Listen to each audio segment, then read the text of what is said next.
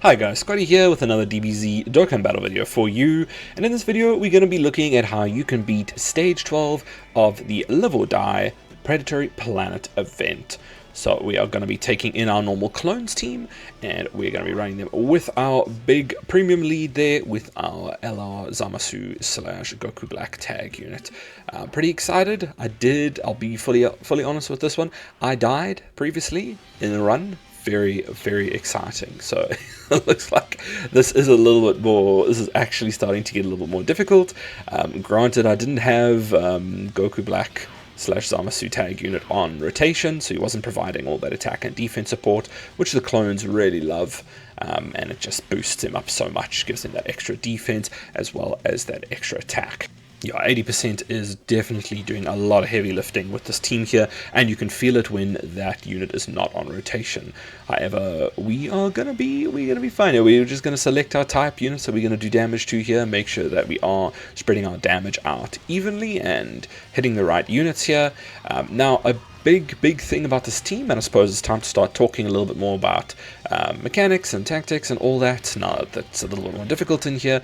The clones team, they all have a sort of not a requirement, but a little bit of bonus in their kit if you can actually get a type key orb for that unit. So for instance, if we take a look at something like the physical clone here, he gets guard, so that is a really big one. So you always want to be giving physical clone a physical orb, because guard is a big damage reduction already. We look at something like the tech guy. We'll go through each one now quickly just so I can give an example. So for the tech clone, you get one tech key sphere, and you're going to get a damage reduction rate of 40% when receiving an attack from an enemy who's hit by the character's super attack.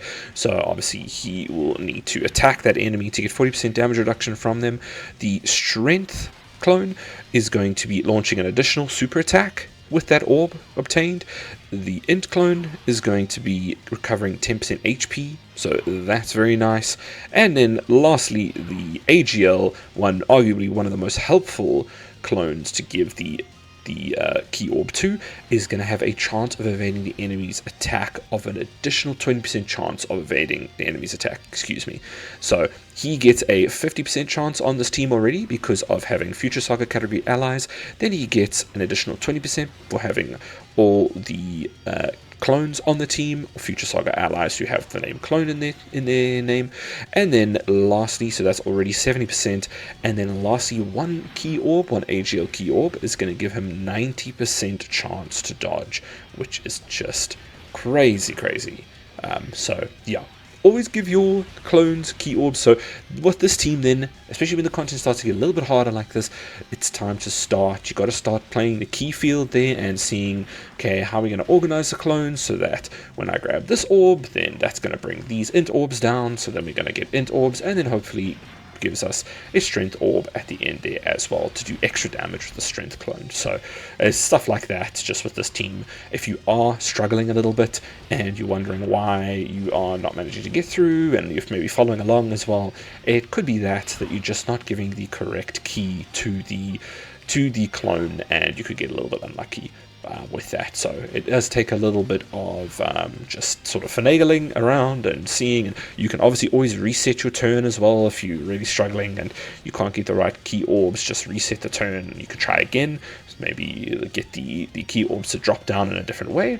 And then obviously, like I said, not having this lead on rotation does take a lot of the 80% attack and defense away from the clones. So if you get unlucky like I did, and you had him in like the seventh slot, your friendly that is, then yeah, you're going to have a turn or two where you have pretty much just have clones, and that can be a little bit dangerous. That's where you're going to rely on dodge from the AGL one and sealing and all that, because these bosses can still be sealed, which is very nice, so that can help as well, because the super attacks can hit quite hard. This is my second attempt at this event because I was just like, oh, easy, and I took a nice super and just died immediately. So, but that's nice to see, very nice to see actually, that it is a little more difficult. But that is pretty much all I have for you. Hopefully, if you don't have this lead, I don't know if it's going to be possible going forward to use the free-to-play LR, or Zamasu. So maybe I'll run a test on that in the next one just to check for you guys and do a video on that. But Yeah, I don't think so with how much damage you need to do now. If you want to bring the clones team, it's very likely you're going to need to have a premium lead, like the one I'm running here, the STR Goku Black / Zamasu tag unit.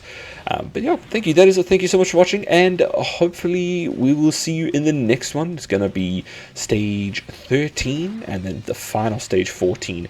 I'm very keen to see how much they turn that up, because we should be going back to one boss and then maybe ending on 3 bosses. So I'm interested to see what they've got planned for those 2, and hopefully the clones will be able to smash through it. Only took 2 attempts here, and yeah, might just need a little bit of luck. Yeah, thank you so much for watching. I'll see you guys in the next one.